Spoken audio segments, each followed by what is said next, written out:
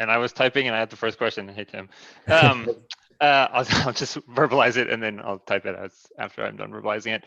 I was reading about the dependency proxy MVC. Awesome work. Great to see that out there. It seems like the benefits for customers are primarily around like there's a security concern about I don't want to have to be having outbound connections from my GitLab server, as well as a speed concern. And I'm wondering if you've gotten any early feedback from customers about what kind of improvements they've been seeing now that they've been using the dependency proxy feature. Not yet. The MVC of the dependency proxy is currently limited to self-installed instances that are using Puma. It's not approved yet for Unicorn, so it's kind of people who are using it only in custom installs. But for now, the main benefit is speed because it will download the blobs for the images for use for future use. We haven't added any of the security features yet. So no early customer feedback, but we're hoping to get that in the coming months as we have some issues for rolling out support for Unicorn, for adding authentication, so we could support private projects as well as public projects. So I think we're hoping to see some more feedback and usage and adoption in the coming months. Cool, thanks. I've also got a question. I'll write it down in a moment as well. Tim, where do you see some of the major investments coming for the package area over the next couple of months that are worth discussing a little bit deeper than in the deck? Yeah, that's a great question. So for me, the first thing that we need to clear up is we have some critical issues around our NPM registry that are blocking JavaScript developers from using it. We're having issues with authentication, and we currently don't support subgroups, which is a big problem for a lot of our enterprise customers. So sort of solving those problems, they're a little bit smaller, but they're important. We definitely have an active JavaScript community on GitLab. And then a big area that we're investing in is the container registry. So the container registry has been around for a couple of years. It works really well. It's our most used product in the package stage, our most used feature. But it's limited in what it could do. In terms of we can't run inline garbage collection. We really want to add retention and expiration policies to help admins and maintainers manage their storage usage and lower the cost of GitLab overall. That includes for GitLab.com, by the way. And then we want to add in nicer UI features so we could make the UI more usable for large teams, things like sorting and filtering and search, for instance. Beyond that, there's also this need to be adding in net new package manager integration. So right now we're working on Conan, which is a C and C++ package manager that will hopefully be released in 12.1. And we are doing some user research around what are the requirements for adding in NuGet, which is the .NET package manager. So those are our upcoming 2 package manager integrations that we're working on. Good stuff. Thank you, Tim. No problem. Philippe, looks like you've got something to verbalize next.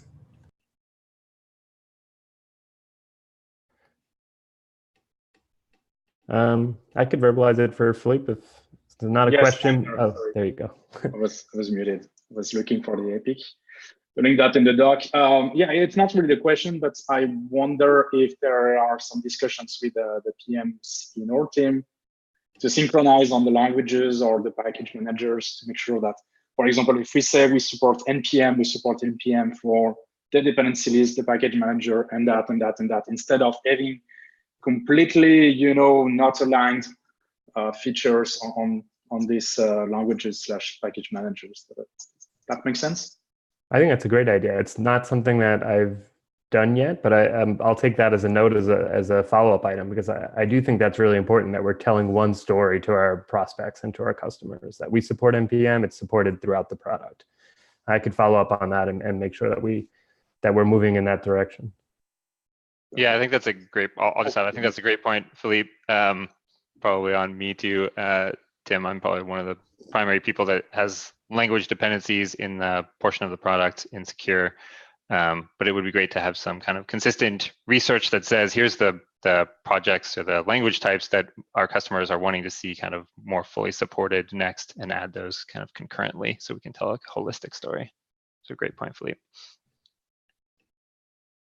Great. Any other questions that aren't written down that may be on people's minds they want to ask? Hot takes on GitHub Package Manager? Yeah, it's interesting to see their take on what they're doing. They're really focusing on community and social. So they're not really building the same product that we are. By the way, let me caveat this by saying I haven't actually seen their product yet. I signed up for the beta, but I haven't been invited yet. But it seems like what they've done is they've added an extra layer to GitHub search, where you could search for packages or dependencies by language. So I could search for Alpine, for instance, and it'll show up. Once you're on the specific package, they have on that page some history about that specific package, where it came from, how many versions it's been bumped, and they have actually commands for install this into my NPM registry or into my Maven repository. And you install specific packages there. It's not the same as what we're doing, which is saying you will have a project-specific registry or that you can push and pull packages from as a team. They've taken this stance or this opinion that from their research, 96% of external dependencies are downloaded, not built by development teams. So I thought that was an interesting take. I haven't conducted probably the same level of research that they have, but from what I'm seeing, it's about 60-40, 60% being packages or dependencies that are built by the actual development team, and 40% that are grabbed from external sources. So I think that's something, sort of a difference in opinion that we need to validate. But I am impressed by their velocity in which they've added languages. They started out with Docker and NPM, Maven, .NET, and Python. And then they quickly added on Swift at the Apple conference, which was maybe a planned strategic initiative. But I'm curious to see how they sort of expand their product and where they take it in the coming months.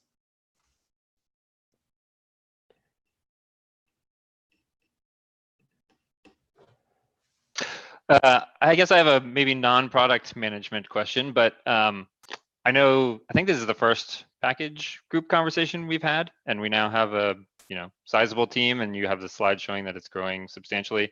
Seems to be maybe a success case where we've said, hey, we really need to prioritize hiring both across product and engineering to really bootstrap and create this team that had been nascent for a while. I don't know if Daniel, or I don't know if anyone else on the call can answer, like, any best practices for other teams or other instances where we might be needing or now wanting to do the same thing? Yeah, I can answer this if you don't, if that's good, Tim. Yeah, please. I think so far we've been spooling up a little bit slowly, it feels like, although I think we're actually off to a really good start.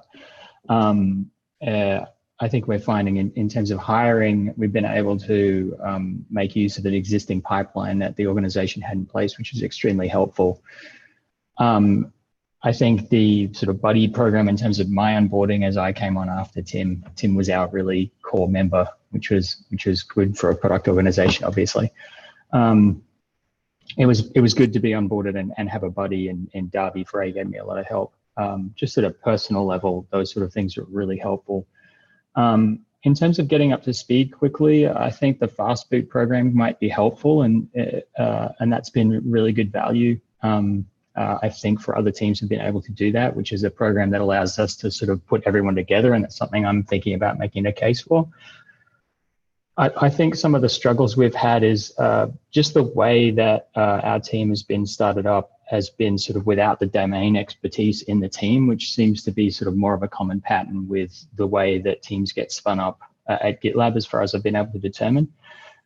So that would be people who are like, Marin, Camille, and obviously DZ is not in anyone's team, but in everyone's team. So some of the domain expertise has been a little bit,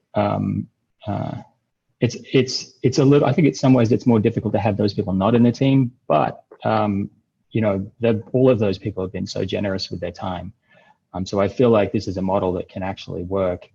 But we're still in the process of onboarding our first back-end engineer, who's a month in or thereabouts, and he's doing great work, and we're really excited to have everyone on the team. So I think in terms of best practices, I feel like if we're starting a team up from nothing, having those people who are the domain experts in those particular areas that team is meant to cover, making sure they're aware that there will be obviously expectations on their time, and everyone's been awesome, so there's no problem there.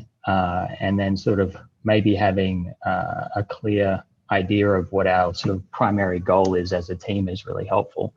And our big focus, as Tim's put so well, has been around the sort of a couple of maturity things with the package registries, and then the container registry is a huge priority, just given the impact it's having on GitLab.com and some of our large on-premise customers.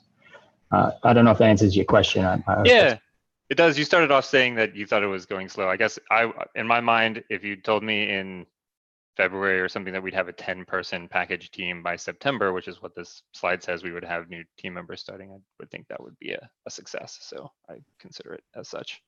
Yeah, thank you so much. I'm always a little bit trying to do everything I can as best as I can. So that's all. Kenny, I have a couple of thoughts if you want me to interject about hiring specifically, which Sure. is, we have obviously the pipeline program, which helps a lot for directing a talent to particular areas of focus. So I think that helps a lot for particularly for folks that are interested, not necessarily in a particular area, but we're just getting into GitLab from a development perspective. And I think that's helped the hiring program a lot. I think it's important to recognize that, our pipeline capability and our hiring process has really come to, that I don't know, I have the statistics, but I would guess it's somewhere in that 30 to 60 range before 30 to 60 days, maybe even 60 to 90 days before we really see any effect associated with it. So you have to be very cognizant of the fact that we have an effective way to hire folks, but it does take time to adjust and associate with that. So if you're using lagging indicators, just expect that that's not going to be an immediate fix to a problem. Is kind of my take on it from a hiring effective way to do it. But we have been hiring effectively.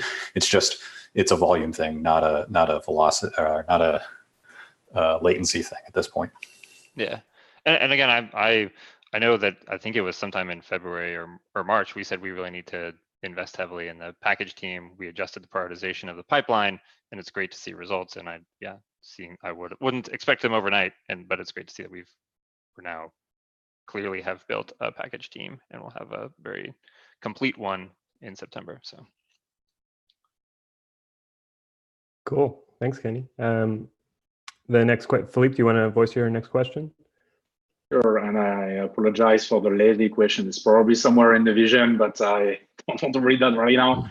I wonder if we have something in our plans to add security features for the dependency proxy. I'm thinking features similar to what Artifactory is doing, because I've never seen a customer so far that is not using Artifactory, and they have some needs to isolate their SDLC from the outside. So they have air-gapped network, and they don't want to be able to download anything outside of their network. That means it's not really a proxy. It's a proxy that will also filter out what are the approved dependencies there. And Mark taught us to think big. So from there, we can go a lot further than that. We can imagine, for example, scanning these dependencies on a regular basis. We can imagine notifying all the teams if one of the dependency that has been approved and developed locally has been updated, so that the whole company knows that the new version is available and what are the changes, all that kind of things. I envision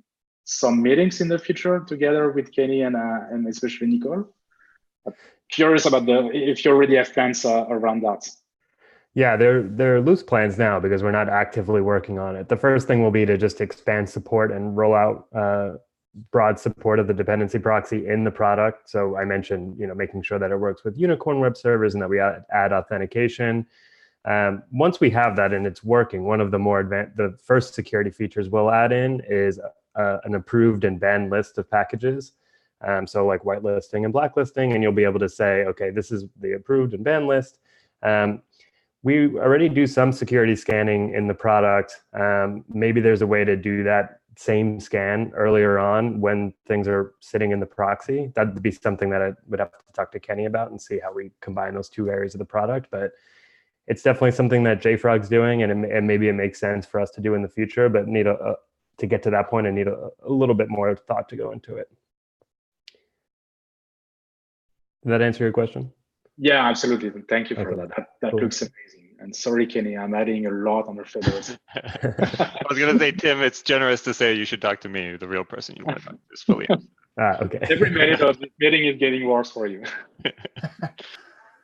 All right, I'm looking forward to that. All right, next question, Scott, do you want to voice that Yeah. question? Hey, Tim. Hey. So slide 9, sorry. You talked about the next 6 releases. There's lots of issue level things there. What's your number one theme? Like if product marketing, what's your headline over the next 6 releases? What's the number one thing? I would try and bundle a bunch of the container registry things into storage optimization and management. And I would bundle the inline garbage collection, the retention and expiration policy into that. That's sort of the biggest long-term investment that we're making. And that's really going to lower the cost of GitLab.com and lower the cost of GitLab for our customers. Okay. Sometimes I'm talking to some customers who have they're using many terabytes of storage for their container registries. So giving them tools to, one, relieve that pain and shrink it down to a more reasonable amount, and then two, manage it programmatically with retention and expiration policies. Cool. Thank you. No problem. The original question was on slide 6, which is most important. I could talk to that quick too, just to say we're actively working on Conan. NuGet is the .NET package manager, is our highest, most requested package manager integration. Talking to a few users about what they would like to do with that and what their expectations would be. After that, we have a use case for Ruby Gems internally. So I like the idea of enabling our own company to dog food and to use our product. So that would be great. But also, there's this recent announcement yesterday from Azure DevOps that they're supporting Helm charts within their container registry. And I just had a conversation with Josh. It seems like that might be something we can support with less effort. It might be something we could support now. So personally, I'm just interested in investigating that and seeing if we can maybe bump the priority on that. But generally, I think NuGet, Ruby, and then Helm. Okay, great.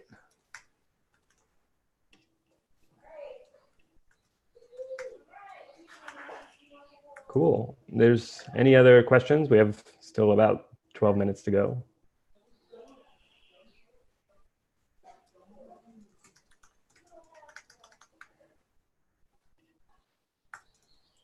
Seven.